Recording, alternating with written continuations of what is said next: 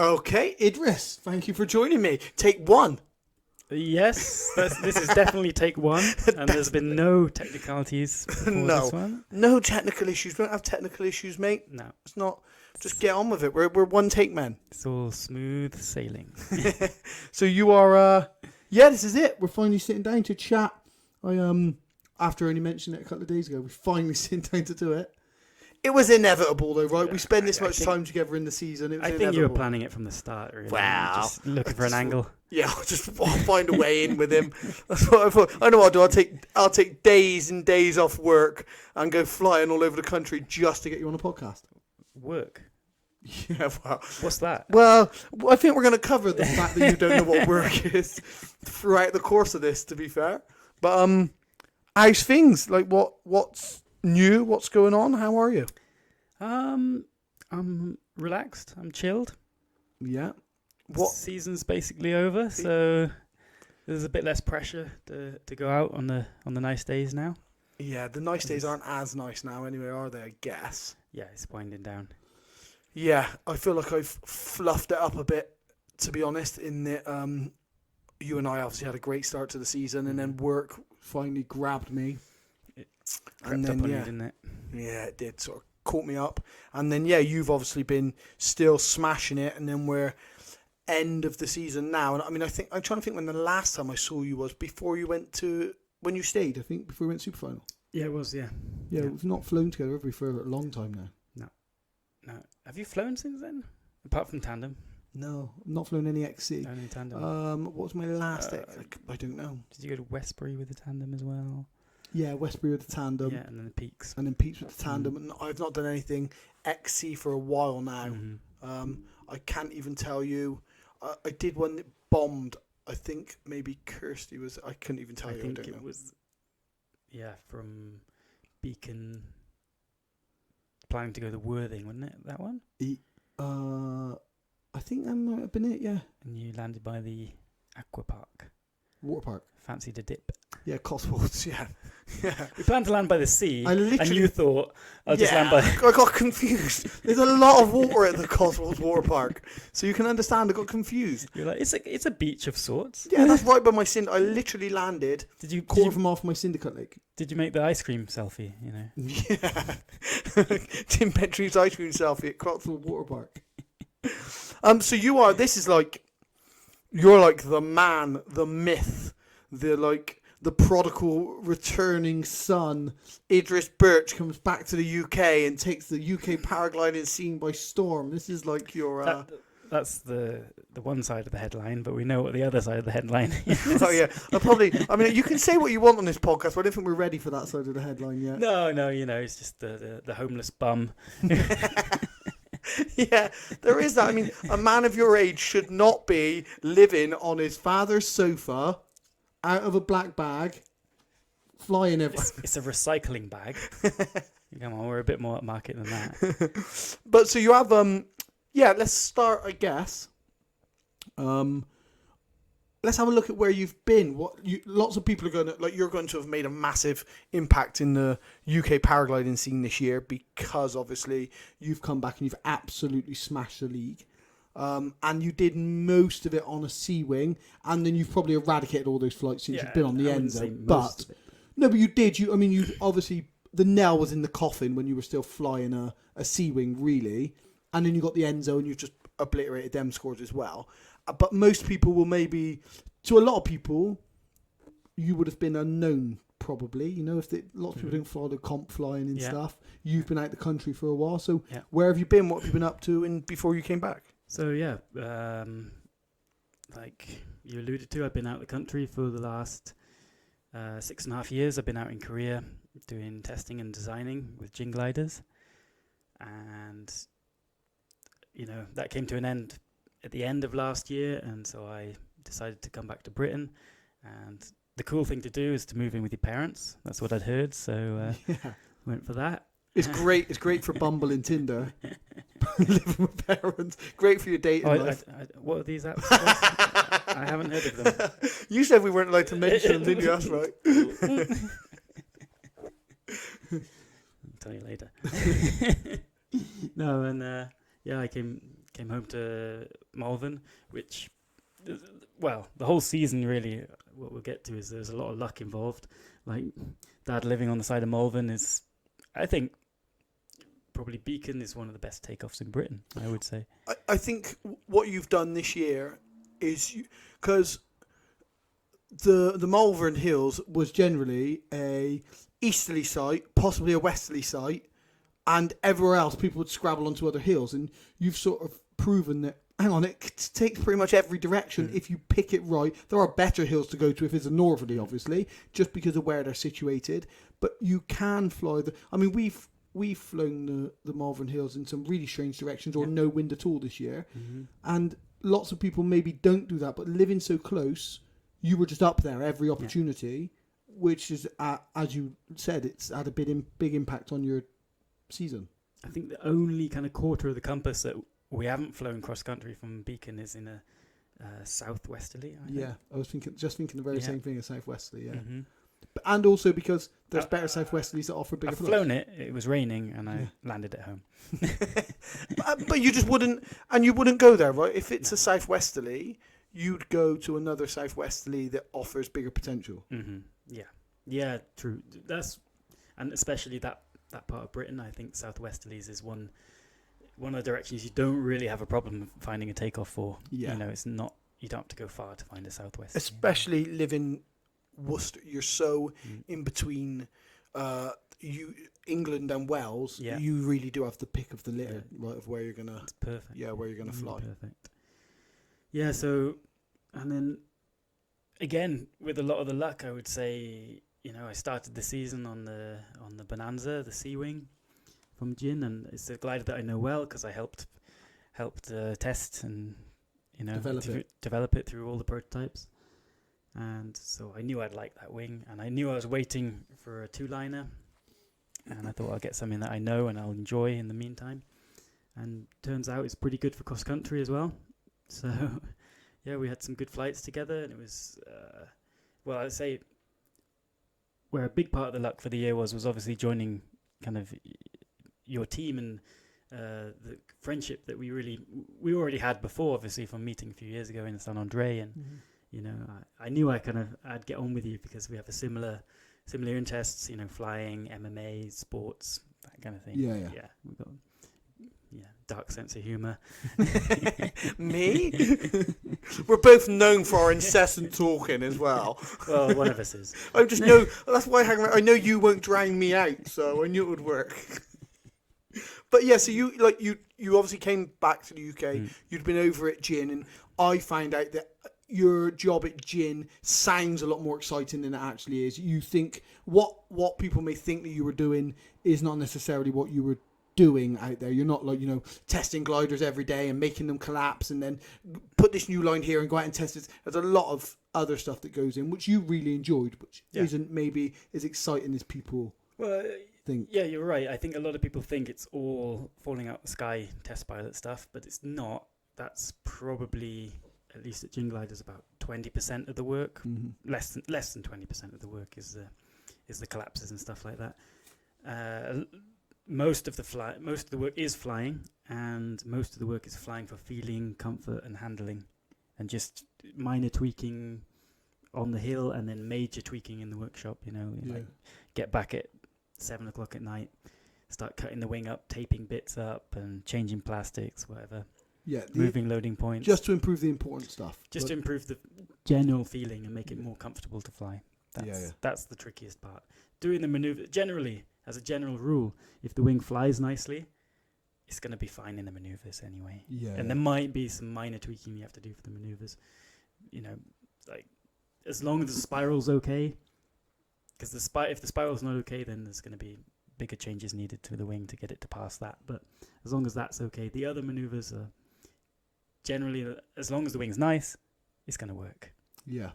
So people would have.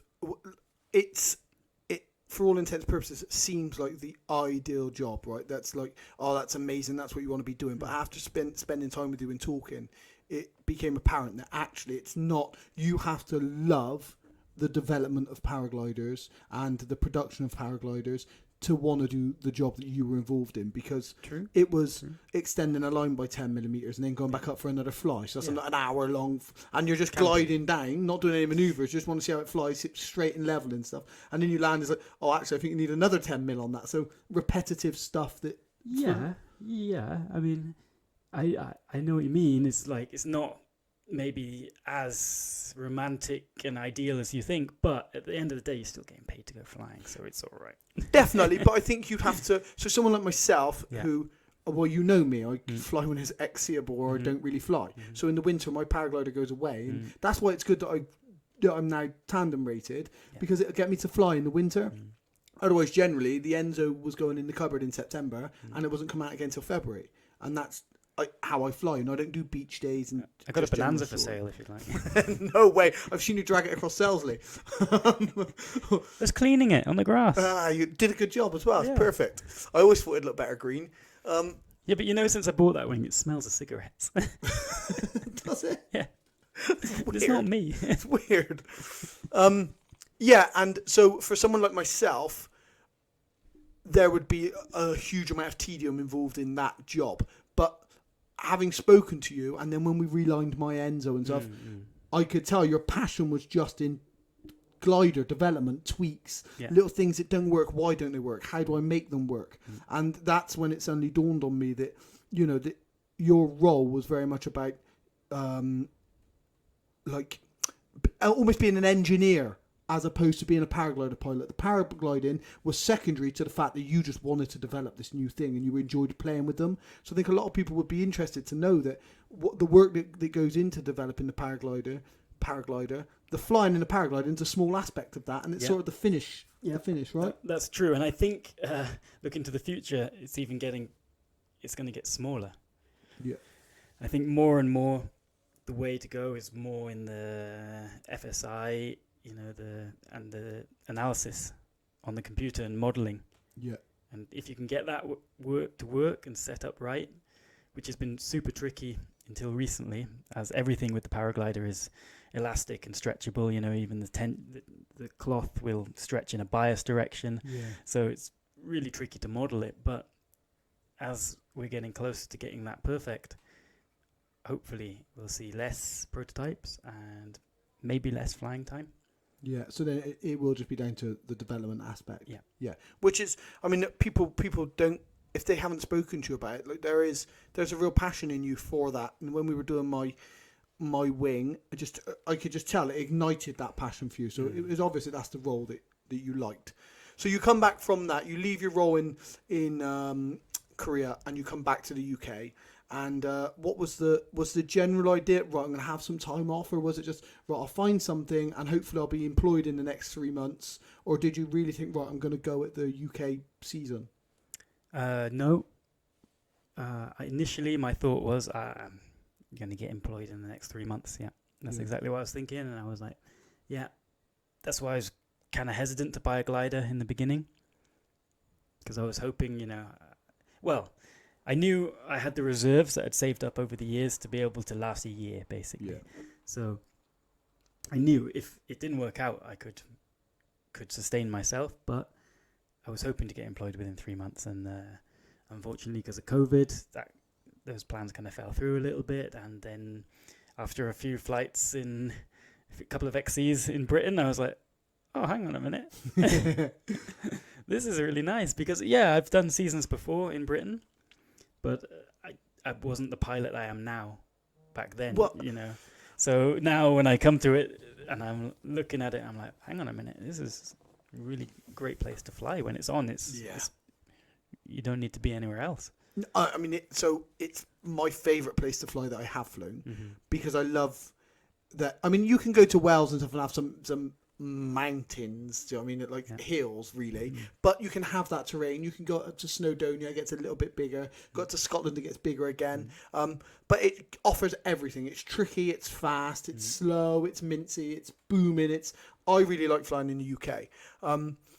But what I really noticed, obviously I know you to be a great comp pilot, as everyone does. I've flown with you in comp. You're a very, very good comp pilot. And then we started flying together in the UK, and what I found, what's really interesting was your evolution over the last couple of months as a UK XC pilot. Yeah. So you obviously couldn't approach flying XC on a C-wing like you do comp flying, and you did it first, and it cost you a couple of times. We were out, it cost you a little bit trying to fly a Bonanza like an Enzo or a Boom. Yeah. But also, I just think that if people had flown with you at the beginning, seeing now how much more tactically you're more adapt to UK flying does. I mean, people might think, well, no, I'm sure, but I think you'll expand on that. Like, I think you're from standing outside and looking, your evolution to how you approach UKXC has been quite big. Yeah, I think. No, I agree. I really agree, because in the beginning, it's skills that I hadn't used in a long time. Because when you're testing, you don't really fly cross country. You fly in takeoffs that you know, in house thermals that you know, to maybe a couple of thermals away from the takeoff that you know, and everything's a known quantity, because you want to, check benchmarks for the wing. So you know that thermal, so you know if it's going to be, if the wing's behaving correctly or not. So the kind of, using the triggers, checking the clouds, that kind of stuff was in the back of my mind. So yeah, when I first came back to Britain, it was more like, how do you do this again? Oh, okay. Because so before you went to Korea, how much UK XC flying?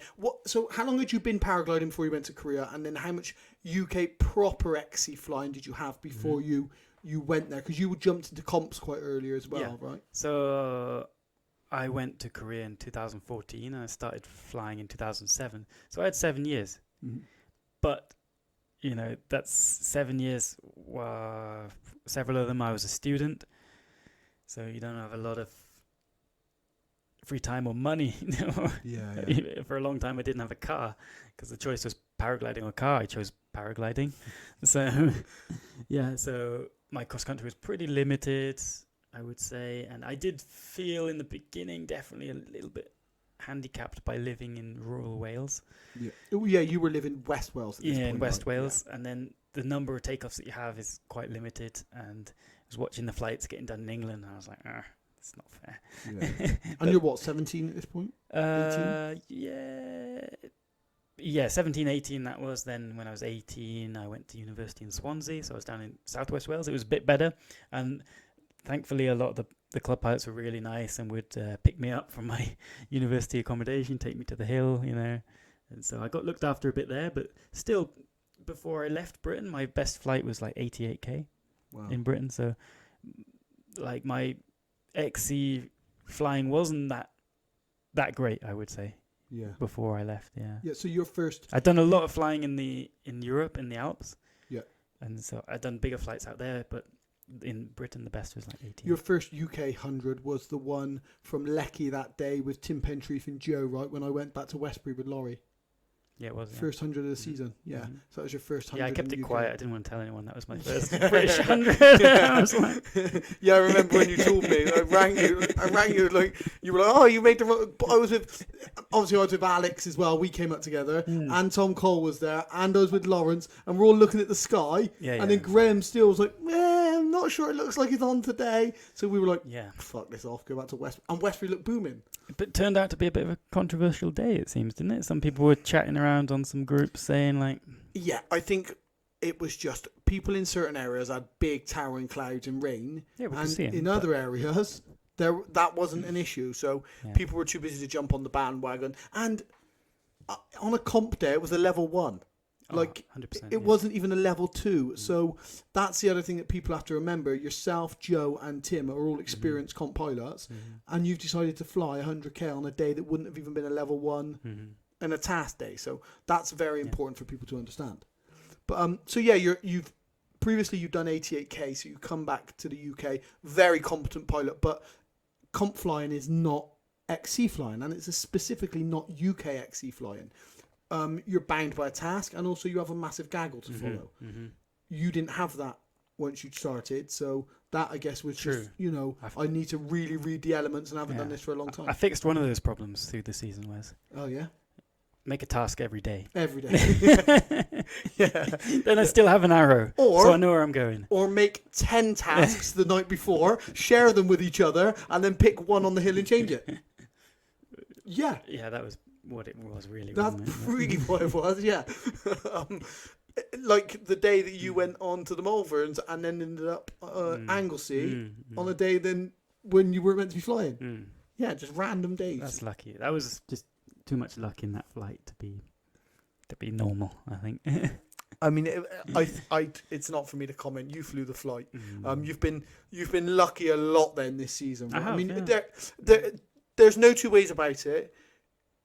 There is an element of luck, but so I had obviously a debate with someone who said that you were lucky, and it's not even. I think people will underestimate your tenacity. I can't name it. Shame. But people will underestimate your tenacity in that. I remember we had this conversation before, and you were just like, I'm just not giving up. If my feet aren't on the ground, I'm still flying. I'm not giving up. And that's rung true. Earlier on in the season, I was flying at Enzo, you were on that C-wing. Yeah. And a few times I'd have to wait for you. Yeah. And you'd be super low, kicking trees, and I'm just climbing, and just boom, just will not give up. S-ing, back over fields, back over hedges, cover this, go to this, boom, and you'll pick out the snottiest little climb and climb back up. Yeah. Do you think that's something that comes from your comp flying, or just that's how you fly as a pilot, or you just love to fly? I think it's just me being stubborn. Yeah. Yeah, I think it's just, it's not just being stubborn, it's actually not a bad tactic, I think. It's just to not give up. The best tactic for UK flying, right? And I mean, there's been one of my favourite not give up moments was probably on one of the triangles from Beacon where I was low already over a town and there was no other triggers around, no cloud around, and I just knew that something was brewing around there. You could just sense something was going to happen. I was just off with the timing, and I just stayed milling around there in the same place. Lost 100 meters. It was down to like less than 100 meters over the ground, and then finally it triggered off and off I went. And it was just like, I was like, well, I didn't want to stay there, but it was the only option I had.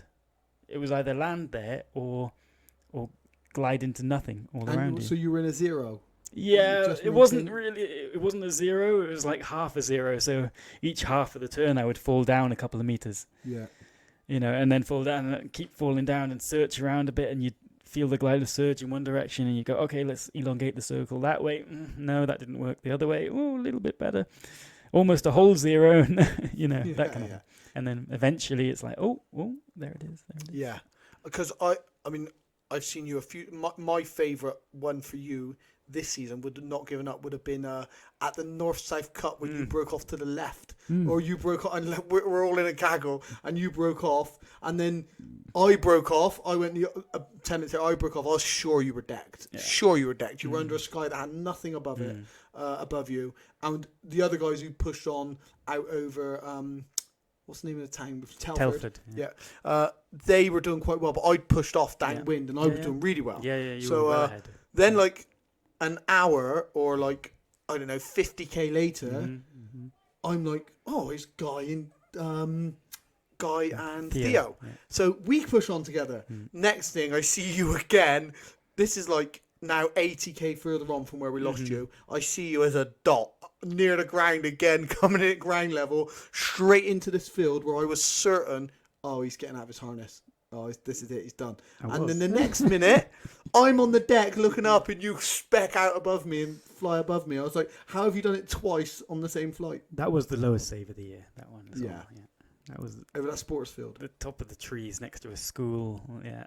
Yeah, I mean, I was certain that where I was, I mean, I was at about $4,000 looking down on you, but I was certain you were out of your harness. I was like, oh, that's the... I wasn't quite, but I just saw these doves moving around, and I was like, oh, let's see if they've doing something, and it was. Just worked. Just not giving up. I think too many people will, like, lots of people will maybe fly, and if they get to 100k, well, 100k is good, actually. Yeah, if you had a good day, 100k is good, as where you want to fly to the end of the task. And then sometimes even further if the day's still there, you want to just fly the task, And one good thing, I just opened my old laptop the other day, and it's got some like old videos of me flying cross country in Britain on it. And I just opened one of the videos. I was like, what's this? And then It was a video of me with a GoPro on landing on a cross-country flight somewhere in Southwest Wales, and it wouldn't have been a big flight, maybe 40k or something like that. But I just looked at it and I was like, I'm doing wingovers to go and land in the field down there. Yeah. Yeah, there's plenty more room. You know what I climb mean? out. Yeah. I'm like, and I'm watching it like, what is this guy thinking? Yeah. What's he doing? Yeah. It's Yeah. just like, maybe it's a confidence thing of, maybe at the time I thought, oh yeah, it's a nice big field, nice safe place by a road, you know, Yeah. it's gonna be fine to land there. So, but better lose my height. But never think about doing that No, I mean, this year. and another one was when you and I got stuck on that quarry-like thing off of, where was that, Llangattock, or was it, where did we fly from? Long Mountain? Long Mountain, I think it was. Long Mountain, and we got stuck on that like quarry-like ridge thing. Yeah. And how long were we there? Like 40 minutes, and then you caught a climb out, and I was stuck on my own.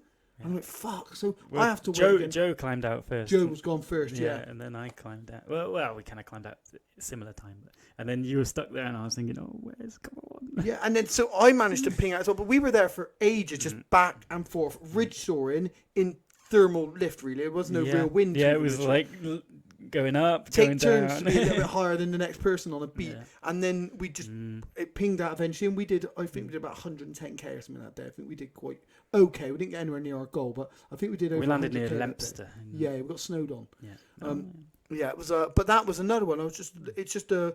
I mean, I'm quite tenacious anyway because of what I've done with my life. But having someone like yourself flying, I don't know if I'm particularly tenacious in paragliding out of a like in a UKXC environment. But this year, you've made me that much more tenacious. Or flying with you because it's been a lot more like, oh, we're getting there. We're setting the goal. And we're getting there. You know. Yeah. But yeah, but seeing you early on, seeing you make mistakes, like I just out off the top of my head when we were flying, when we did our 200, and you were put your head over, I was like, you were like, where are you going? I was like, maybe we'll stay on the Cloud Street. And they were like, oh yeah, actually, yeah, we'll stay under the Cloud Street. And then you came back and we got under the Cloud Street and we just glided it under there. Yeah, that's Just little things like that where you think like, if you're not on your game, all these pilots are really good. Everyone's making mistakes, right? And I think some people will maybe listen because they want to hear the secrets, you know, of Idris Birch, the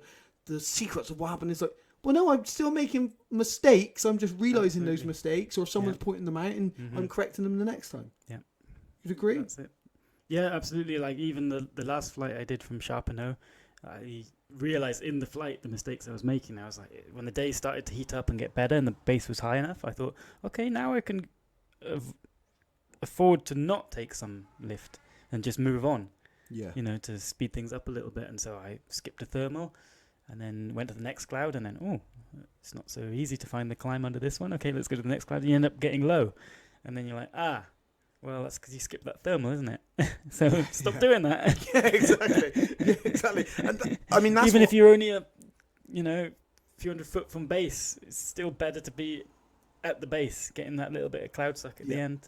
Yeah, exactly. When I say to all the up and coming pilots who ask me questions, I'm like, the biggest thing I can say to you is take all your climbs to base, and then don't move out your climb if for something that's not going up. Like, just stay with what you're in, right? And then as you get a bit more experience, you can start to push on because the clouds look better. But you taught me, flying with you this year taught me some really valuable lessons. About being on my bar more. I mean, it was tricky because at the beginning of the season, I was flying with no bar because you were on a C-wing. So I was on my bar a little bit on transition. But then once you got on your Enzo, I was like, fuck, like getting left behind. So I was like, I got to get on my bar. And I used to have to come on the radio to you like, Idris, how much bar are you on now? Do you remember what I said? Go on. No. Do you remember? More than you, Wes. Yes, you did. But Bastard. it was like a good wake-up call for me. It's like, oh, hang on a minute. Like, I'm not using this much bar when I fly my usual UK XC flying. But Idris is literally like, and you'd get to a point where, let's go. And I'd be like, boom. So then eventually I started being like, I'd lead out because I'd be like, now we go. Boom, I can see the next cloud. So flying with you really helped my flying because we were talking about things, getting things wrong, what happened. Definitely. Or you'd do something wrong, you'd bomb, and I'd carry on and land. You'd ring me and say, oh, Wes, do you know what I did? Or I'd bomb and you'd go on and land, and you'd ring and say, Wes, you shouldn't have done this. And just sharing those elements, I think really helped for my flying. And sounds like it probably helped yours as well. And then the season's cracked on, you know. Yeah, that's one part of it is the flying, but I think one point that we shouldn't miss is the the team that we had, definitely, in the motivation side of things. Yeah. Because if you're on your own and you want to go cross country flying and you're looking at the weather, you're like, it's 50-50 if it's going to be a good day or a bad day. If it's better than the forecast, great, but if it's worse than the forecast, then I've just wasted a day. Yeah. But when you've got we had 3-4 more guys, messaging each other on a group and saying like, hey, who's out tomorrow? Okay, I can't go, I'm working. But then 4 other guys are like, okay, let's go to this takeoff. Yeah. We'll jump in the car together. And, we're just going for it. And Yeah. even if it rains on us, it's like, at least we tried. And, and when you've got a group, you feel like you're investing less. Yeah, definitely. Because also you're going to have a day out as opposed to... Exactly. So I would have, obviously, the compromise was me that I'd be taking time off work. But if we're all going together, at least we're having a day out. And I think you're right. That group element that we had this year and the constant talking, like, you'd message me like, what are you thinking? And I'd be like, well, I was thinking this. I wasn't really thinking that, but I'd look quickly and I'd be like, well, I was thinking this because I was maybe thinking tomorrow wasn't looking good. I'm like, well, I'm thinking this. And you'd be like, interesting. I'm thinking this. And then that was it. Then the day was already started. Then like Al would jump on or someone, and Kirsty would be involved or Joe. Or before you know it, we're all putting our finger in the pot and you'd be like, and then eventually, like, something will come up, you're like, I don't think we should listen to that. Let's go with the original plan. And then boom, we just stick with it and then we're gone. And it was just motivating and you'd go off together and you just do it. I think it was really good. And the more that we can have of that in UKXC, obviously the better. And because it's like, it's no competition. It's let's all just go there. And I think as well, I mean, we were willing to go to the peaks at the drop of a hat, the Lake District at the drop of a hat, nice. Wherever, like, it didn't make a difference. It was, Wes, I think tomorrow this is going to work. I'll drive because I don't mind leaving my car there. So, okay, well, I'll drive and I'll leave a car here and boom, it was just, we're doing it, that's where we go. Yeah. Which worked perfectly. No? Yeah, I think going to the lakes was really nice. And actually, I loved it. I went 2 times. We went to the lakes and the peaks that time earlier in the year. And the other week, I went up to the Peak District as well. And the welcome you get from the pilots up there is it's crazy. It's like, it's brilliant. They're like, oh, you're coming up? Okay, right. We're going to do this for you. We're going to do this. We're going to do... Yeah. What do you need? It's like that. And it's like, oh, okay, well, thank you. Like when we flew up at the, was it the Dells we went to? Yeah. Yeah, and first we went to the Dales. So then we sent a message out, messaged a couple of local pilots, and we go over to the Dells. Next when we get there, everyone's like, oh, I heard you guys were coming out. So we've all come out. All the XC pilots have come out because you're up there and you're out together and you're doing, which is awesome, And I think you don't, the amount of people I speak down here, decent XC pilots, are, I've never flown up there. I'm like, how? Like, what? But then the lakes did expose itself really in that it's not as big as it needs to be. Yeah, we were like, why aren't people doing big flights in the lakes? And then you climb up to base and you look around and Yeah, the lakes is actually really small. It's really small. Like, we were struggling to eke out a 70k triangle. We're like, oh, we can't make it work. With the sea breezes, complex flying, big mountains. Exactly. Yeah, but awesome. That's one thing I did like. It was, because you could almost fly it kind of alpine style. Like a little bit. You could bang onto one ridge and just race along the ridge for a bit. And I was like, oh, I like this.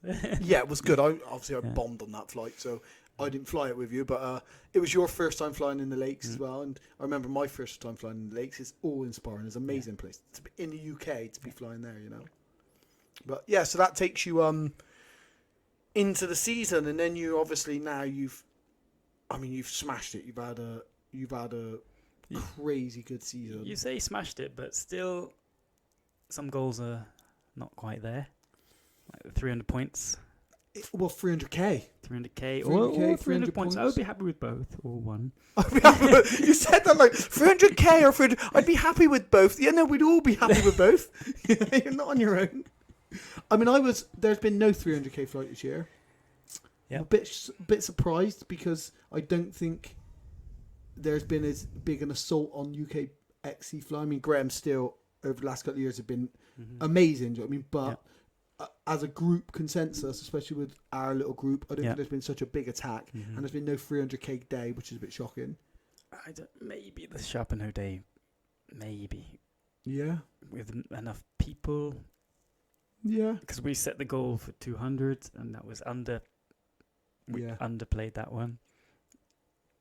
Could have easily been to 230 goal, and if you had more people, I don't know. But you've got, as you come down there, you've got a lot of sea breeze effect though, so True. you probably just got to where it's starting. Okay. And as you pushed on that extra 30k, you just started to feel it maybe. Let's just say that was the closest day. Yeah, okay. To a 300k day. I'm happy to concede that, definitely. But I think our day from Mir, where we went to Crewe, I think if we'd have had it in our mind that we were doing a 200k flight that day and really pushed on. And a part of our, Joe will love this, Joe Dart, our mate, part of our Achilles heel this season has definitely been that we've set the goals for every single day. Yeah.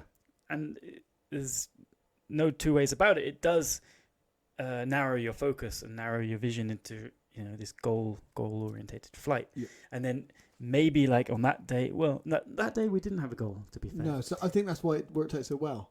True. Because actually, you nearly cost me the flight there, to be fair, that day. Because we set a triangle. There's different opinions on that. Well, let's listen to listen to my opinion. Pilots told me. No, I'm not so sure they did.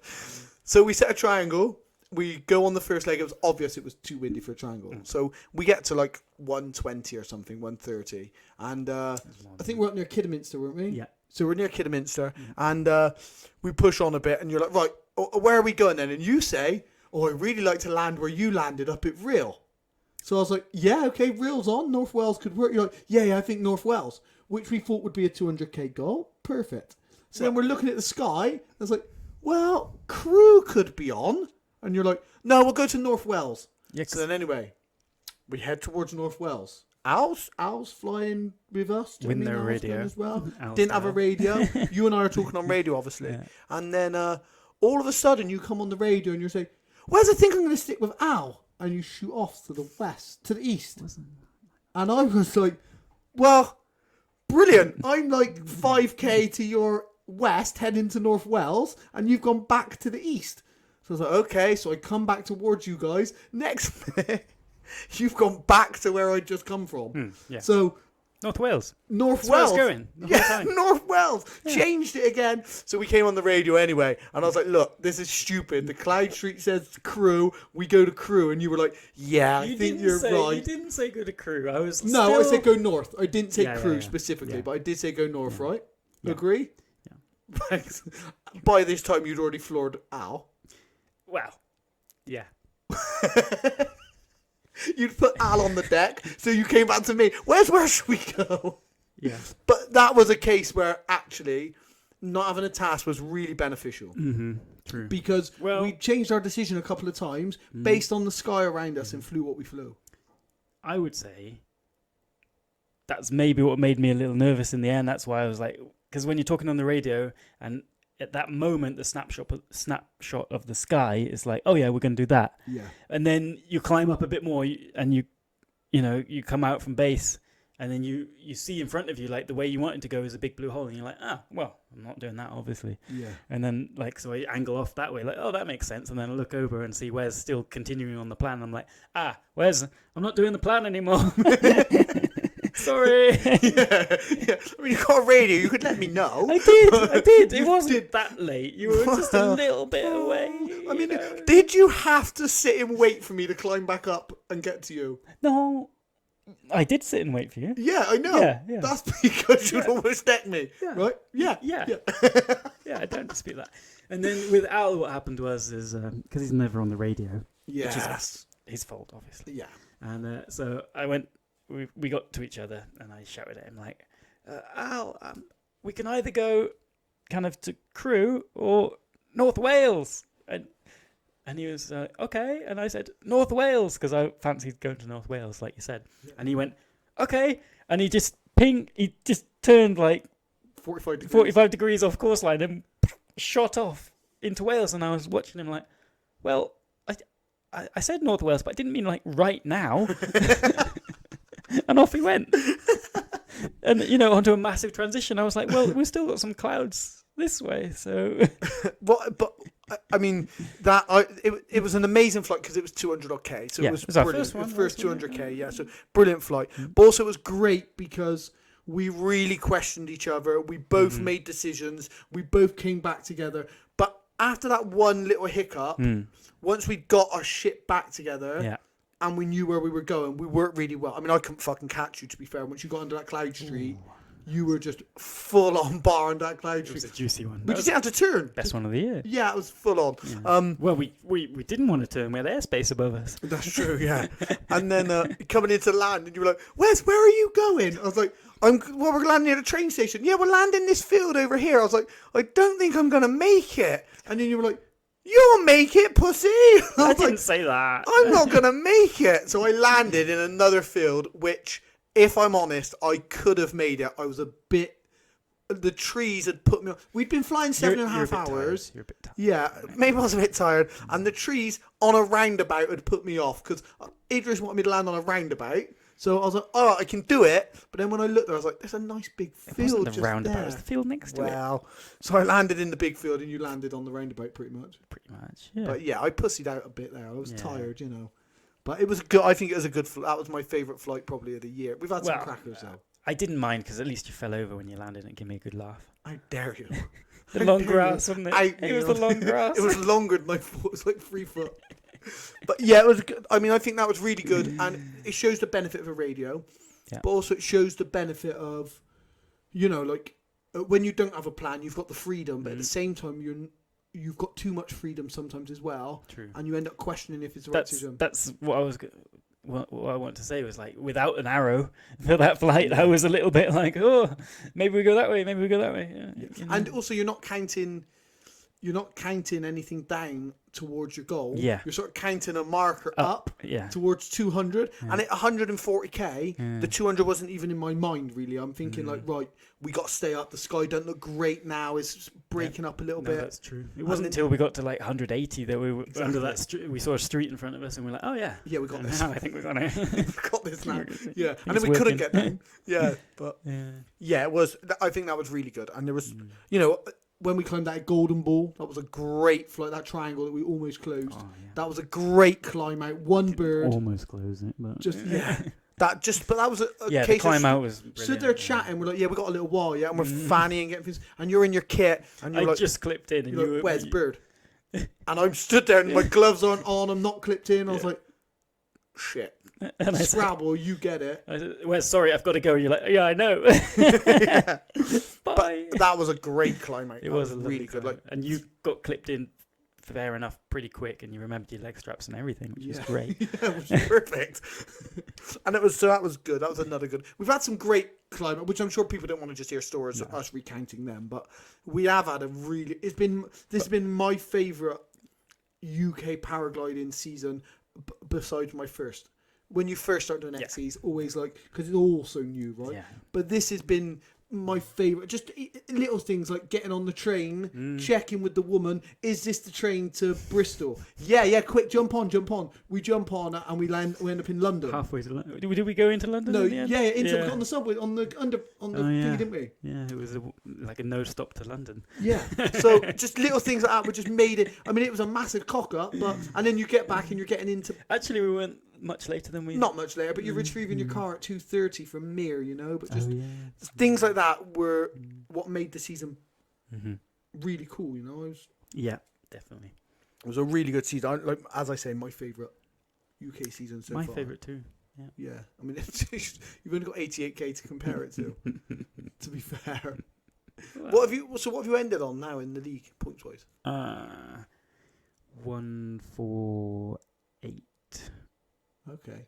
Something. So not 1500. Not 1500. Yeah, I think 13k short. Oh, that might be. But that's what you say. Like you say, it's been a good season. But if you compare it to some of the previous years, not last year because last year was a COVID year, but the years before that, like I wouldn't be even top 3 with this score. But I would say that I've kind of set the goals with respect to, you know, what I need to do.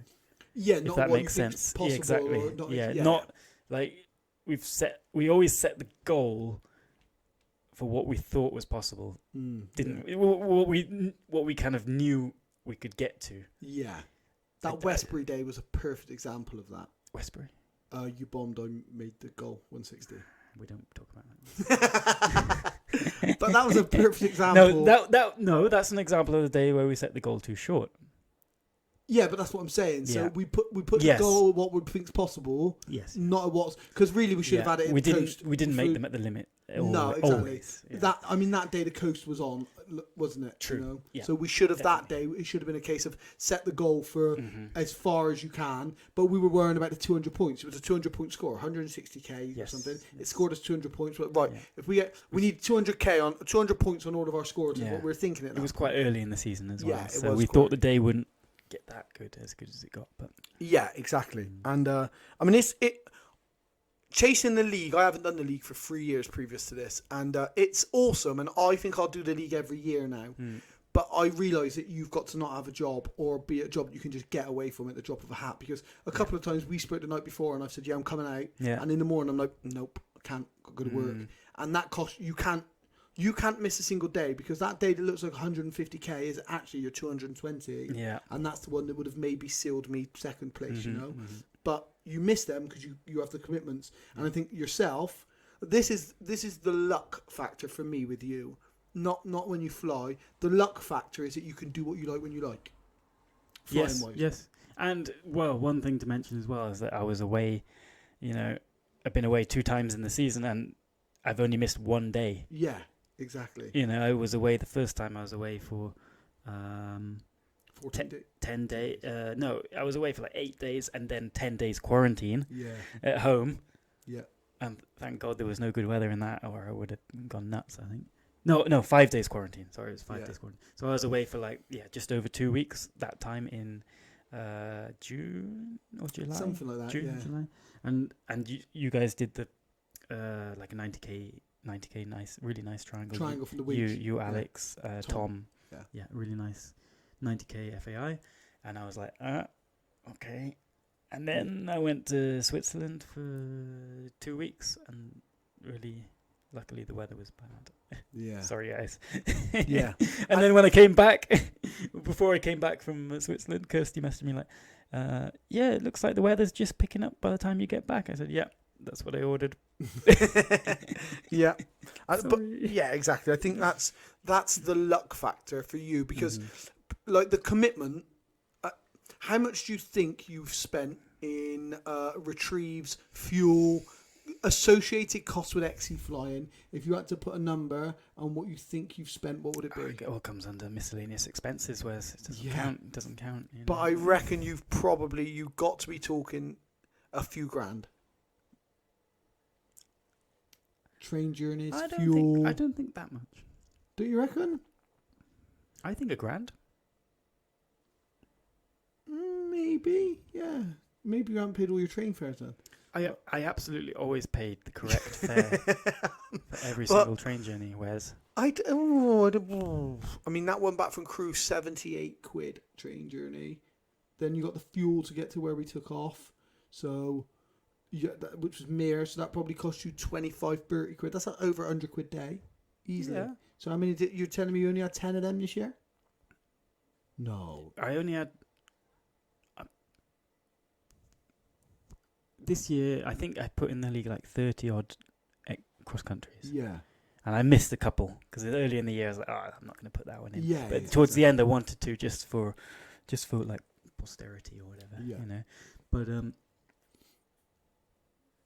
it's not always a train journey. Sometimes it's a hitchback. You know. Yeah. Sometimes you know you get someone like, that's the great thing with our team, is that sometimes someone would be driving along the route and pick us up. Yeah. You know, or like one amazing day where we did like 40k from Malvern with a like 2,500 foot base, but no clouds, you know. Yeah. And then Laurie just drove and come and got us from Hereford. Like, I'm coming to get you. Oh, thanks, Laurie. Yeah, those days are perfect. Yeah. So I think $1,000. Yeah. Okay. Yeah, I would have thought it would have been more than that. But yeah, I guess I see how it works out. But I mean, even a grand. Okay, is still, maybe a bit more. Maybe let's say 1,500 quid. yeah, 1,500. Because So when we went up to the lakes and we booked, me and Wes stayed in a bit of a luxury, honeymoon suite and all that stuff. For £28 for the night. Travel in £28. Wes, don't tell them that. Tell them we travel in style, right? Yeah, on the side of a motorway. Uh-huh. Yeah, that's where all the romance Or that time where we hired a car for the North-South Cup and ended up coming home every commuting evening. to Bristol every day. Yeah, there is that as well. Because we thought it was going to be up in Scotland or the north or somewhere. So we're like, let's get a decent car because our cars are all falling to bits. Yeah, so we did, and then drove to South Wales and back every day, Abergavenny, which was perfect. I didn't even use it. I drove to Abergavenny. You picked me up from Abergavenny. Yeah, that's true. So, Didn't drive it once. I think you owe me a bit of money for that. I think you all owe me because I got a speeding ticket. Did you? Yeah, I got caught. You Yeah, would, got wouldn't caught you? on a Sunday You at 10 would, o'clock yeah. at night. I wish you'd get a speeding ticket when you're flying. That was cutting. That was, wasn't it? Oh, there was no need for that. As we're like about to say our farewells to each other, and the season comes to an end, that was cutting. I like that one. So, what did you like? You are, for all intents and purposes, a paragliding pilot. What hobbies have you got? Have you had? Do you enjoy away from it? Yeah, I'm like to stay healthy, so I've been enjoying going to the gym since maybe 20 years old, 19 years old. So that's about 10 years, just to stay in shape, look after myself, because I want to be in shape to be able to paraglide and do the things I like for a long time. So that's been a big part of my life, is fitness. And this year I've done a bit more cardio, biking, running, not that much, but just trying to just eke out some longevity. Yeah. So I can stick around and keep flying for a long time. Also, I've been doing a lot of chess this year. Yeah. Which I've been enjoying. So not just the body, try and train the mind up a little bit. Do you feel like chess, because I play a fair bit of chess as well, obviously we're both on chess.com, so I play a fair bit of chess as well, and do you feel that strategy games like that age you're flying? That was my thought. Yeah. I don't know. Yeah. So I'm the same. So I've been playing before and I thought, this could because I see a move and I'm like, that's the move, and I don't make it. I sit back and I analyse it, and then I take something else, and I'm like, well, I mean, it's like saying where my fighting can transition over. I'm sure there's bits, but no, I like playing chess and I'm getting better at chess, but whether that helps when I'm flying, I'm not sure. If there is a positive, it's got to be unconscious. Subconscious, yeah. Sorry, that's fighting, isn't it? Unconscious. Unconscious, yeah. Well, I mean, if there's a benefit, I've done really well then. Unconscious benefits, I'm really good at. Yeah, I mean, I don't know either. I just enjoy playing chess. Yeah. It's a way to pass it, especially if you're on a long retrieve on the train. I've come across there a few times when you go through a tunnel and you get timed out for abandonment, and you're just like, I was winning. That's you're never winning chess. Pretty frustrating. Yeah. You're never winning it until your internet connection goes. Yeah. So you don't you don't ever think to yourself if there's if paragliding wouldn't have got you like it had, that's what I would be doing. That's not. Just, I mean, I'm a man of like many things, obviously. So when I see someone who's so focused on one thing, obviously I have many times through MMA and stuff, but I see like yourself so focused on this, which I consider like a hobby, obviously, like most do. When I see someone like yourself so focused on this, and have been for such a long time, part of me does think, I wonder if they look at other things and think, I want to do that. I wish I did this, or Jiu-jitsu. Yeah. I hate to be one of those people who's like, I'm still wanting to join a jiu-jitsu gym, and I've been saying it for years, and I hate to be that person. I mean, you've got a mate who teaches jiu-jitsu. I don't know who. I can't remember. You've even been to one of my classes. You didn't let me do it because you didn't want me to embarrass you too much. But you've not even like, well, should we have a roll? Can you show me some stuff? I would, but I mean, it's early. We can do it after this anyway. We'll get a session in. Let's go. We can have a little. Let's go. We can choke you out. I'm sure we can video it. You could edit some pictures on the end with you getting triangle choked out. Yeah, not a problem. We can do that. But yeah, I mean, I think it's one of those. I get people will see it as fighting, but it's very strategic. No, you seem to like things that are like. I've always thought of it as like chess, but with your body. Yeah, exactly. Yeah. So Exactly you're it. setting traps and you're pretending to do one thing, but actually you're going to do something else. And it's not meant to be so strengths based. It's more technique. So it's really appealing. And I did some in university and really enjoyed it. And I always wanted to get back into that. But I don't know if it's something that I would have made a career out of if I hadn't done so much paragliding. Yeah.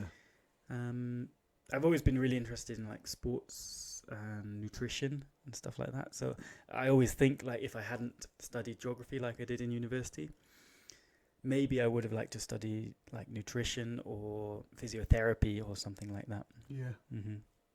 Because I'm quite interested in how the body works and Yeah. as a passing hobby now. But luckily, you studied geography, which has set you up for a perfect career in paragliding.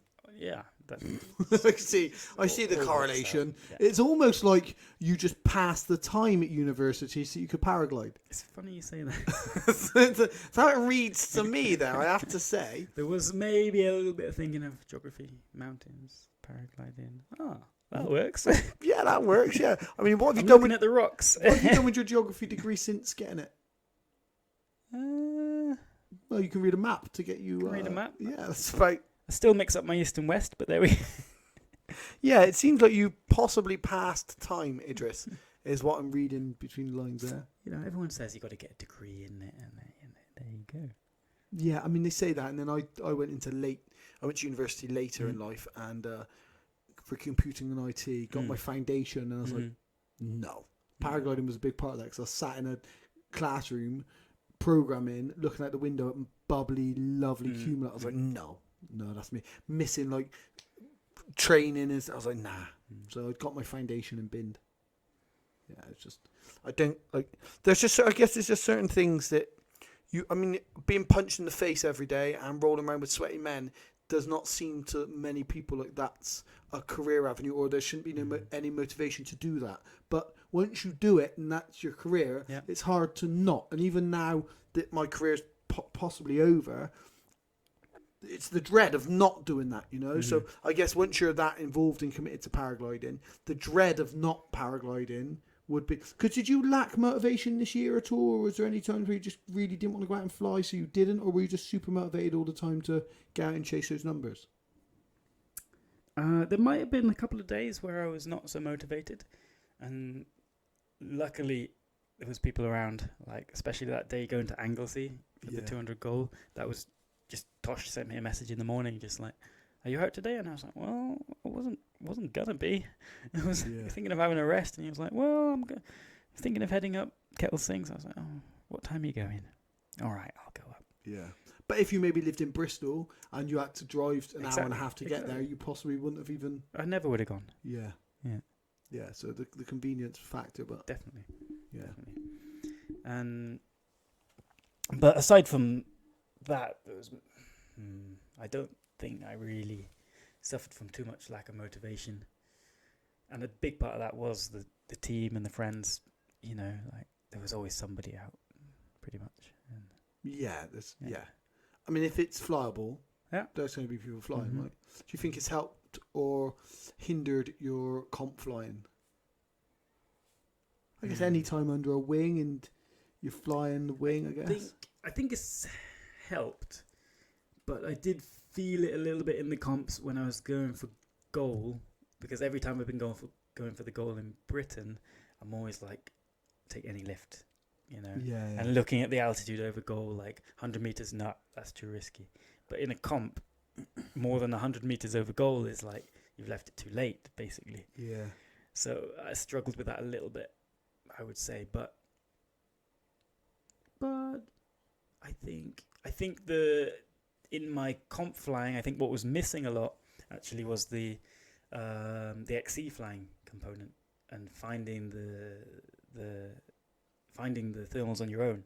Yeah. I was used to normally just like, my mentality was more stick with the gaggle, follow the group, and get it done like that. But now I think I've opened up a bit of a door to decision making. Yes, to some more decision making from the comp flying.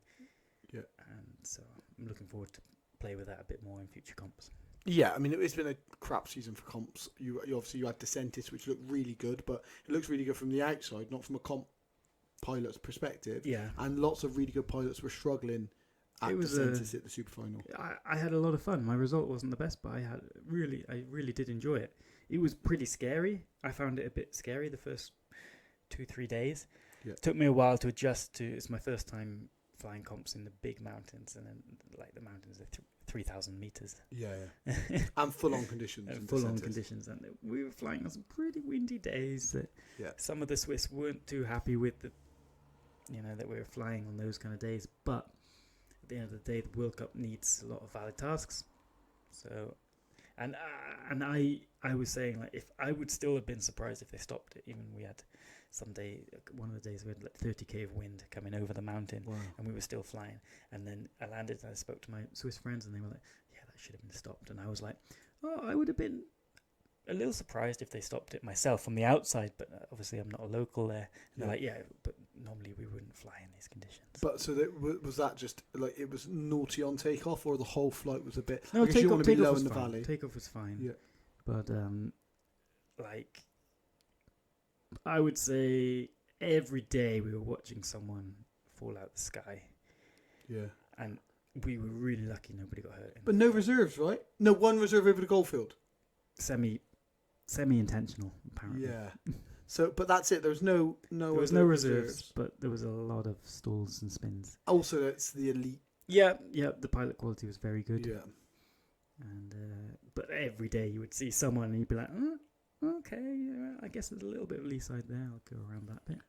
It's the factor as well of you're pushing a paraglider to its limits for a big percentage of the time. So you're racing bar through big lift. Yeah. If you're bashing along a ridge, you're flying through thermals because you don't need them. You're flying through them on full bar, not coming off, pushing next to terrain. I guess if you're doing that enough, it's going to be at least scary. I mean, people, the fact that you just said then it was scary. Like, lots of people probably don't realise it. That happened even in the UK. I mean, that triangle that we did, and we joined the sailplane at the Cat's Back at Pandy, and you were on your gym, but I took this. My Enzo played up a little bit there. Like, it's not so much scary, but one enjoyable. Like, it's not. And then the other one was when we came over the back of Pandy that day, and you were like, "Wes is turning in lee side," but it wasn't. It wasn't. It was a thing, that was horrible. Yeah, that was horrible. Yeah, Do you know what I mean? And so people probably think like someone like yourself with as much experience as you've got are not experiencing those feelings, you know. But if you do, what do you do? Sorry? If you do experience those feelings, what are you doing to deal with it? Like, if you get those feelings where you're like, oh shit, I don't like this. What do I do? Well, in Switzerland, my issue wasn't so much the turbulence. I was fine in the turbulence. Like, you could just fly actively, react to what the wing does. Yeah. It's okay. I never got in a situation where I was really like, oh, I really don't want to be here. I was maybe that's because I was flying a little bit conservative because I was nervous about that. Yeah. But my issue in the first few days was that you needed to really stick your wingtip against the cliff. Yeah. You know, with all pilots around you. And maybe from the XE flying, I wasn't used to such big groups anymore. Yeah. And then when you've got 30 pilots all ridge soaring, some going different directions along this cliff face, it was like, right, you need to get your wingtip in, stick it in there, claim your space, and go up. Yeah. And I was like, I'm not so comfortable. It wasn't like exactly scared, but I'm just not so comfortable doing that right now. And then you look at the guy who did it, and he's 50 meters above you, which is a huge difference in the end. And so it was like that. But what I would say, if we were in a situation like where it was like not nice to climb on the backside of Pandy, if you're not comfortable with it in that situation, you've got to tough it out there, because the best thing for us was to climb there. Yeah, definitely. Wasn't it? It was it's quite situational. It's like, in that situation, the turbulence is not only in that climb, there's going to be turbulence around, and maybe much worse the lower we got. So climbing in that was the best option. I mean, that was my goal was, if at one point I was sat there and I was thinking, were you on your Enzo then? Nope. No. So I was sat there and I was thinking, all I want to do Was it? I don't know if you maybe were a bit higher than me. It was the day Mike Cooper and that flew with us. Yeah. No, you weren't. It was when we flew from Magic. No, No, not Magic. Sugar. Sugar. Yeah. Mm. I don't think you were. And I was No, we weren't, because I remember we took off and you got the tip collapses. yes, that's right. And I was like, it's the first I flight was worried after I trimming. was going to make it over the trees, and then you got the tip Yeah, collapses. that's right. Yeah, and it was the like, first "Ooh." flight after trimming. Yeah. Yeah, and my wing then was just. I can remember being there and just thinking, just get high enough to abandon the climb. Just get high enough to abandon the climb, because I knew. I thought, leaving now, I'm going to go into rotor. If I leave here, I'm going to hit rotor. So I was just sat there thinking, just get high enough to abandon the climb. But then, as I got into the core, like, everyone feels comfortable climbing. It's nice to be climbing, right? Yeah. And I started climbing in. I'm seeing you, like, you're climbing above me. Your wings behaving compared to mine, because it was a bit small. And I'm watching, like, it's not that bad. It's not that bad. Come on, stick out. It's not that bad. And I get 400 feet, and I get enough, and I just see a bird out front, and I go for it, and I get the climb out of the rough stuff. But I can remember being in it first of all. And it was my fault, because I was the one who left and went there. I went over the back into the lee side. And I got... Yeah, I thought it was a good idea there. Yeah, it was. Turned out to be a good idea, because we weren't really going up. Yeah. And we were climbing horribly over Pandy. Yeah. So I was like, right, I'm going into the lee. Went there, and then when I was in there, I could just get enough to abandon this. But then once I gritted it, and you stick it out, and you sit into that tight core, and you stop the spins and stuff, it was okay, and we went on, and we flew. Do you know what I mean? But yeah, you get those instances, and it's always nice to speak to someone like yourself, because you question your own mentality, and I suppose me, obviously having a professional athlete's career, my mentality is quite focused and quite good. I can talk to myself, and if it's negative, I'm very good at switching that around really quickly and understanding the psychology. But people who are listening maybe aren't, or they're young pilots with 50k, or just thinking about, oh no, I had to leave that because it was scary. They might think like, well, sometimes you bite the bullet and you dig in, you know.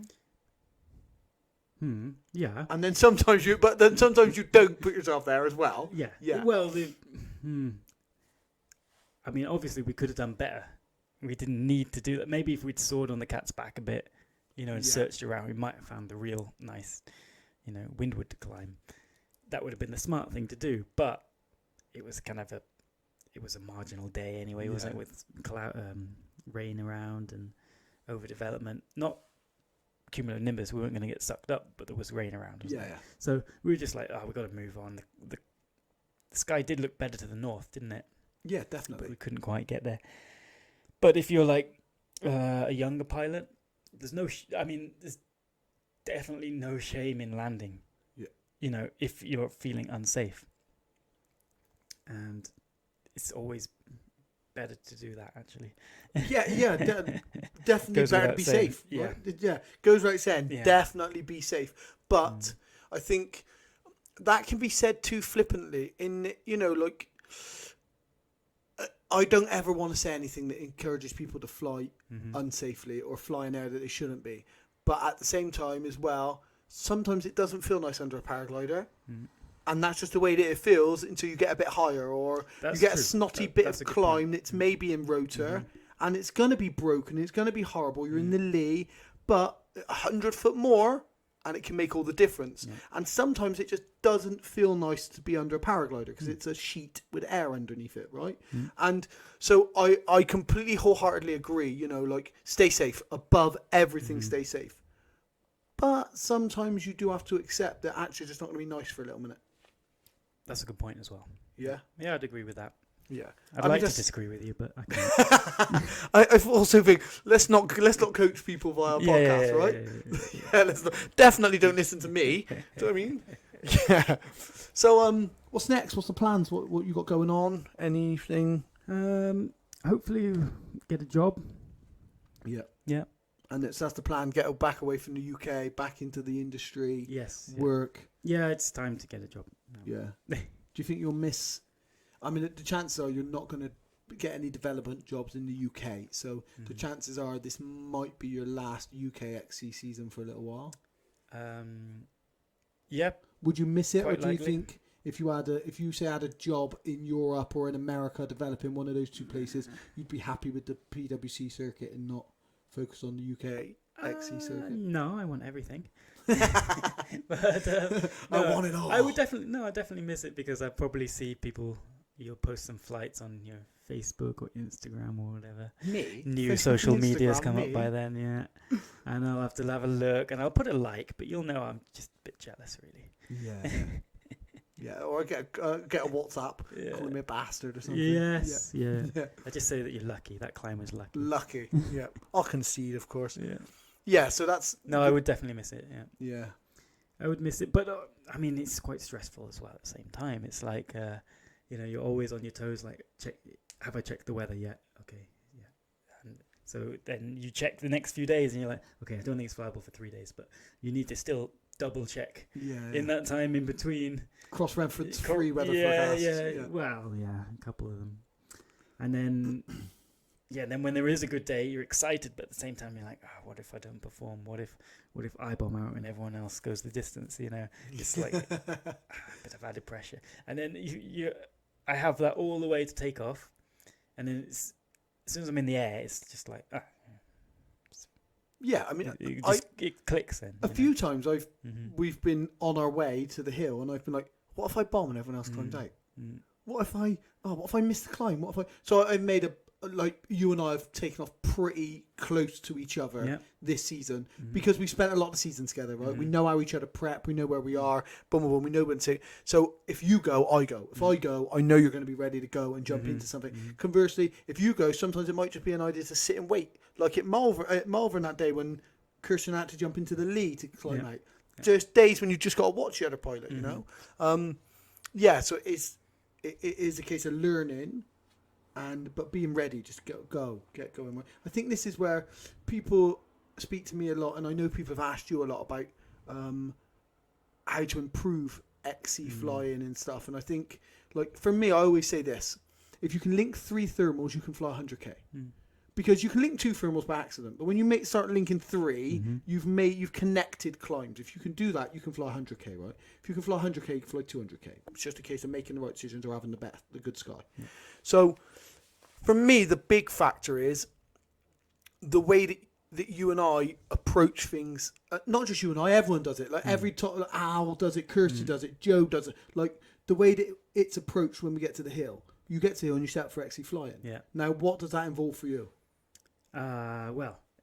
Obviously there's a lot of preparation before. It's checking the weather that's done at home, and then setting up some possible tasks, discussing it with you guys, and then I'll already have the primary task, I guess, loaded into the instrument, turn up to the hill, and then it's sometimes we know it's a jog to the hill if we're a little bit late, because we want to be on the hill pretty early, just to get the most out of the day, because there's nothing worse in my kind of nightmare than turning up an hour after conditions are already working. You want to watch the day develop. Yeah, you want to see it develop and be like, okay, it's starting now. Or it started 10 minutes ago. That's still okay. Yeah. And it's like, okay. So you know you're on time. So as soon as we get to the hill to the takeoff, then it's just rip the stuff out of the bag and get everything ready. Because we know, or we've shown each other that sometimes sometimes you only get one opportunity to climb out from the hill. Yeah. Like that Galway day, do you remember? Yeah. When I just got the Enzo, it was the first flight, and I took off. Wind was a bit off, and just climbed out. And after that, it was a struggle, right? Yeah, nobody else climbed out the whole day. Yeah, and it was just a one and done. Yeah. I think so. Like, really, you'd probably think we're rude if you tried to talk to us in the first 15 minutes of us getting to a hill, because even if we're together.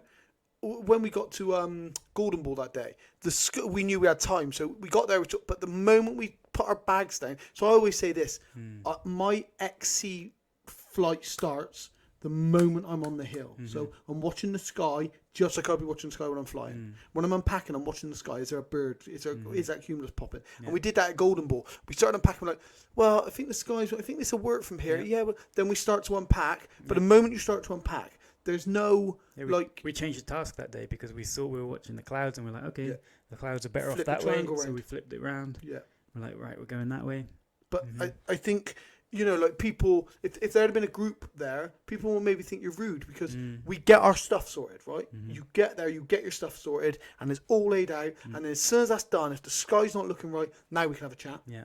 Now we can have a chat and a laugh. But still with an eye out. Yeah, still always an eye out, yeah. And that's it. Even if we clipping in, you're clipped in, you're flying your task now. Yeah. So you're looking at the sky, you're ready to go. So that would be like my biggest piece of advice for everyone is that start your XC flight the moment you get to the hill. It's okay to say hello to everybody, but my bag doesn't get placed down and I'm cuddling people for 20 minutes and asking how they're, like Curry was last night or something, you know. I'm there, boom, let's fly our XC, you know. Let's get there and get set up. Yeah. Well, you know I'm the same. Definitely. Yeah, definitely. Yeah, I think that's the apart from you have to sort out a P tube. I don't have to worry about Well, that. you've tried it a couple of times, but you just... Yeah, no, I'm a man now. Yeah, have you got it sorted? Yeah, I wear pads.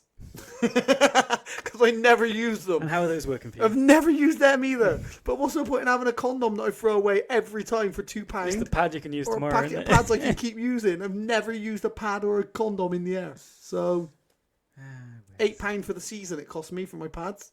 You know, I got a little song that I sing when I need to pee. Oh yeah. It's the American national anthem. Don't sing it in case I pee.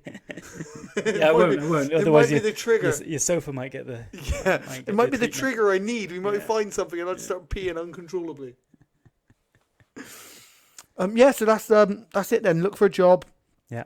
And then So yeah, probably in another country, and then carry on with the comps that's it. and get old. Is that what happens? Yeah, That's what happens yeah, next, isn't it? that's Wes? paragliding, right? You look for a job, you fly comps, and you get old. Yeah, that's probably it. Ooh. Maybe I'll give it up now. No, I want to. And then, so jiu-jitsu would be nice. As long as there's a gym, maybe jiu-jitsu, I'll be happy.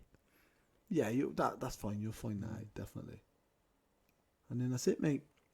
Back to full-time comp pilot, working in the industry. Mm-hmm. But then we don't know where everything's going to go with COVID yet, mate. Like, it's not... Like, this is like... I'll be fine as long as everyone gets a jab, you know. Oh, yeah. Yeah, that's worked out well, hasn't it? Everyone gets a jab. But boy, your place is still on the red list.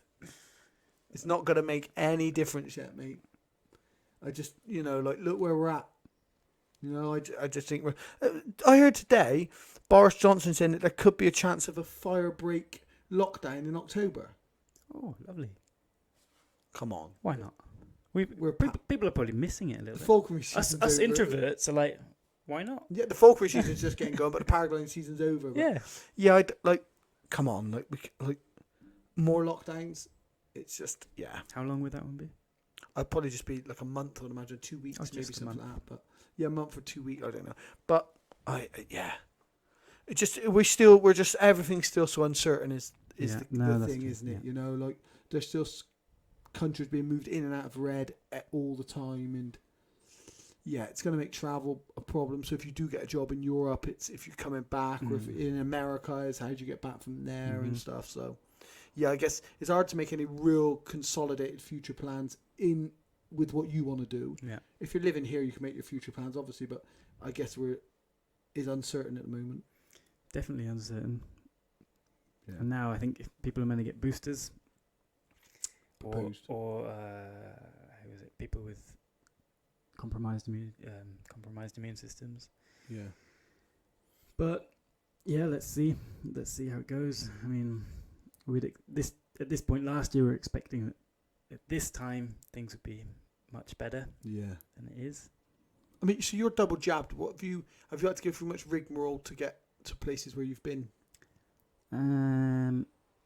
Not really. Not that wasn't my own fault. Let's say. Yeah. Through lack of research. Like when I went to Switzerland, I thought I was fine, but because I was transiting through another country, Germany, I didn't realize I actually did need a test to transit through Germany, but not to go to Switzerland. So it ended up with some last minute shenanigans. Yeah. But that was sorted. Cost me an hour at work, in fact. You're always on the phone anyway. Wes, can you help me? What's wrong, Idris? Well, I need to get a lap flow. Not lap flow, was it? It was a PCR or something. Lap flow? Yeah. I need to get a lap flow, and I haven't done it. It's like, right. Is there anywhere in Bristol? Oh, and you need to book. I was like, fuck. And so ringing everywhere possible, but it worked itself out. Yeah, I had to figure it out myself in the end. Didn't I? No, actually, who figured it out for you? You're History won't welcome. remember that. You're welcome. It will, because I'll keep reminding them. No, but one thing that pisses me off a little bit, Wes, is that it looks like, there's all the hoo-ha about the green list, amber list, red list. But actually, if I've read it right, if I come back from a green list country into Britain, it doesn't matter if it was green list or amber list. I still need a lateral flow test before getting on the airplane to come into Britain from amber and green. And because I'm double jabbed, I still need to do a day 2 PCR test in Britain. Mm-hmm. And then I don't have to quarantine. But it's the same. It doesn't mean anything. So that's the same for amber and green? Amber and green. If you're not vaccinated, you have to quarantine. You have to quarantine on an amber list country. And you have to do a 5-day test, right? After 5 days, you can do your test. Yeah, which I did when I was Italy. But so if you're double jabbed, you get this. This is like my reluctance to take the vaccine is because of all this shit. Like, if they had all their shit together in the beginning, and they even down to the fact that they could say, look, we're expecting. I was having a discussion yesterday on Facebook with a doctor, and I was like, look, if they'd have just said this from the beginning, this is a trial phase vaccine.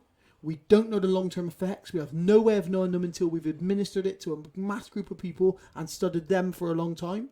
There will, of course, be side effects like with every other vaccine, but all the work has been done scientifically to try and make it better. You just have to understand that this is a trial phase vaccine, and we're asking you to take part.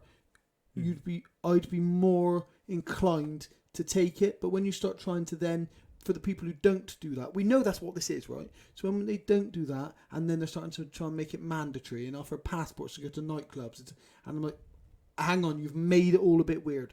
All you had to do was be honest and upfront, and then it wouldn't have been so weird. You've made it all a bit weird, and now I feel like you're forcing me into do something that should be voluntary, or is voluntary.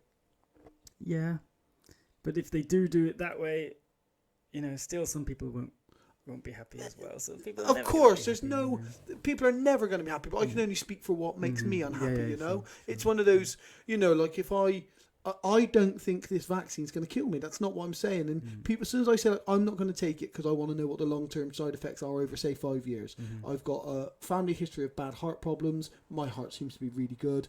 I've got a family history of high blood pressure. Mine seems to be okay. But I'm like, I want to know what the long-term side effects are for 5 years, let's say, on people with those propensity for maybe illnesses. I want to have a look at that. I want to see what the 5-year, what postnatal effects are. All these things. I'd just like to know that. Not that I think anything's wrong with the vaccine. It's just information I'd like to know. I don't even take ibuprofen because it's bad for my belly, So that's just how I like things to be. Yeah, so but you can't really deny that the hospital cases have gone down. Yes, but at the same time, COVID rates went through the roof. So if more people have got COVID, there's going to be propensity for less people to recontract COVID. So that would not be a natural decline in hospital cases as more people have got the but COVID virus. numbers are pretty high right now. Yeah, but so COVID cases are pretty high right now, but also non-vaccinated is also quite high. So I'm just like, where's the benefit other than it? And this is on the government. It can reduce symptoms. That's what we're going, and can reduce transmission. That's what we're going for here. But as I said, I know personally now over 10 people who are double jabbed and have COVID. You know someone as well, right? Yeah. So I'm a young, healthy guy who's had COVID, so I have antibodies. So I can gamble with it. I know what it's done to my body thus far. Okay, I could have long COVID and there could be stuff that I don't know about yet, but I'm going to have that if I have the vaccine or not. I've had COVID. I think you'd know by now. Not long COVID, I Really? guess. I don't know. But, I mean, it would be too late anyway because I've had it. So even if I got the vaccine. So for me, I'm like, well, the benefits aren't there other than you're saying I can't travel and you're saying I can't go in nightclubs. Well, that to me is manipulation. So, yeah, I'm sure I don't think that they're poisoning people. I don't think that they're microchipping people. I don't think any of this weird shit. I just think I want to see how this progresses over the next couple of years. And if we got to keep having boosters 3 times a year, I'm definitely out. 3 monthly boosters is what's been proposed. Yeah, I don't know. I guess my feeling is mainly I want to travel. Yeah, mate, listen, you'll never get... If you want the vaccine, you'll never hear me call you stupid. Yeah. There's so many anti-vaccine people who are like, you're an idiot if you get it, you're a sheep. Don't believe that in the slightest. Your life is not the same as my life. I am happy to incur inconvenience because... Listen, I'm choosing not to take it. If as a business you do not want me in your establishment, you are well within your rights to do that. Okay? I get that. And at the same time, if you as a person want to take it because you want to go to Ibiza and party, which is what I'm hearing when you tell me you want to travel. But if somebody wants to travel, needs to take the vaccine, you should 100% take it and you have my full support. That's where I stand. I'm so middle of the road on it. I'm just like, boom, let's just see what happens, I'm not one of these anti-vax fucking people who think Bill Gates is out to microchip people. Yeah. Which is insanity. Well, I could do with better phone signal anyway in Malvern. No, I could do a better phone signal. Don't get me started on the 5G conspiracy, Idris. I live in the middle of Bristol and my 4G is awful now without 5G. So you need to get that injection, mate. then I can be a walking mast. Yeah, you're like a hotspot. Yeah, literally. No, so yeah, that's it. We seem to be all figured out, mate. You've got everything sorted out. Hopefully you'll get that job, and you'll be off somewhere, and that will be, you will, like a passing, fleeting the night, is it? A fleeting pass in the night, you'll be gone. I'd like to, maybe if you could just describe me more as like a shooting star. I mean, it's a bit... The fact that you want to be described like that is a bit narcissistic, but yeah, sure. Yeah. So like a shooting star, you came and you were gone, mate. That's it. You took the league. Maybe. By storm. It's not over yet. Oh, come on, it's done. And then you left. That was it, mate. So... What else? A shooting star or... What's that, mayfly? That's only around for a day, isn't it? I think maybe because you have an impact, maybe you should be like a meteorite or something because you had an impact on the league. Yeah, I like how meteorites, when they hit the ground, they spurn up some what's called ejector. Oh no, you've gone full geography on me now, haven't you? You've got a geography student on me. Is molten earth that gets a molten crust that gets ejected into the atmosphere again and falls as a secondary little meteorite further away. So which one are you, the initial or the secondary? You decide. But yeah, that's it. You'll be gone, mate. That'll be... I got a feeling this will go down as like a memorable... 2021 will be a memorable XE season where awesome things were done. And then maybe, it's got a lot to live up to now, 2022, right? Yeah, well, next year... We have to recruit a new... Yeah, we're recruiting a new team member.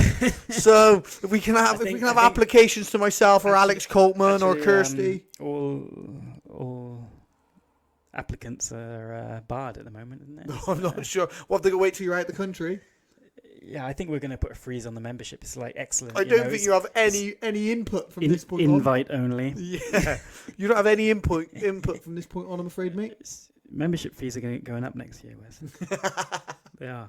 I'm telling you. Okay. You're getting costed out. We'll see. Only because you won't be here and you'll be thinking of the European currency exchange or something. You'll want your cut. No, mate, listen. It's been an amazing season. I've had a great time flying with you. It'll be sad you not being here for another XC season. But I do wish you the best in finding the job you want. And hopefully it's in Europe and we get to fly together there more. Yeah. Well, thanks very much, Wes. No worries. Well, like I say, it's been an absolute pleasure flying with you and everyone else this season. It's, I will always remember the days where you guys were waiting for me, at the top of the climb. As I'm coming, guys. This way, I'll be there in a minute. They were short-lived. Yeah, but you got your own back on us eventually. Yeah, but I mean, it's reciprocal, isn't it? Yeah, definitely. And then at the end of the day, it was, when you can land with your mates, that's the best feeling, isn't it? Flying and landing with your mates. That's how it goes. That's the main...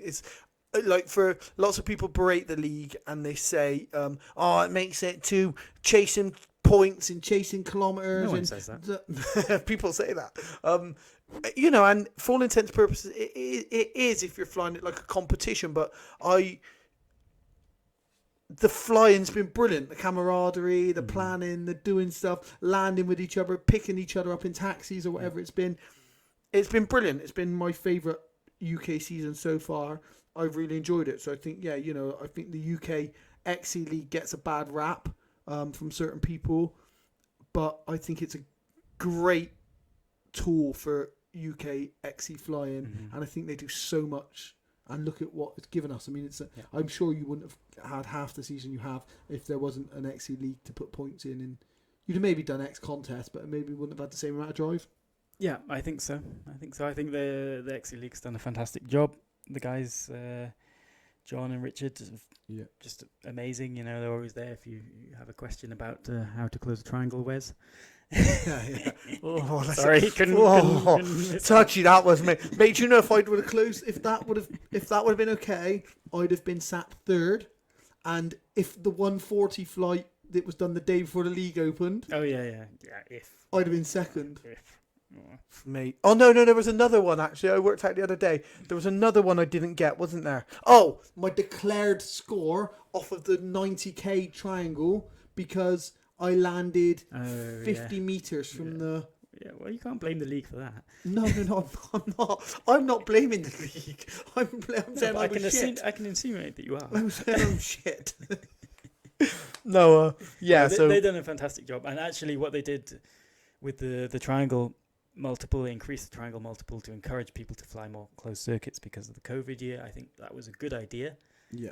And holding it until Scotland could fly, that sort of stuff. Exactly. Very sporting. There's so much thought goes into it. And, more than people think, I think. Yeah, way more than people think. And, okay, they are sticklers for the rules. But, hey, like, as a former athlete, for me, the rules are everything, right? They're the rules. The rules are laid out in front of you. As soon as you tick accept, that's the rules by which you are bound. If something goes wrong, like my triangle thing, I could have maybe emailed them and said, look, this happened. You're the only league that makes it 400 metres, not 800 metres. All my instruments told me I'd closed the triangle, so I went and thought I'd closed it. But I didn't because it says in the rules, 400 metres. So maybe they'd have said, actually, Wes, this year we can do. But I don't know because I'm not going to email them. Now, the fact that you can email them and they even review it, again, makes it fantastic. Okay, they'll probably come back and say, no, the rules are the rules. But the fact that you have an approach to email them and they review it is fantastic. So I think it's, like, I'll do the league every year again. Now, I haven't for the last few years, as I said, but I'll do it every year just to support the fact that they work really, really hard, Yeah. So, yeah.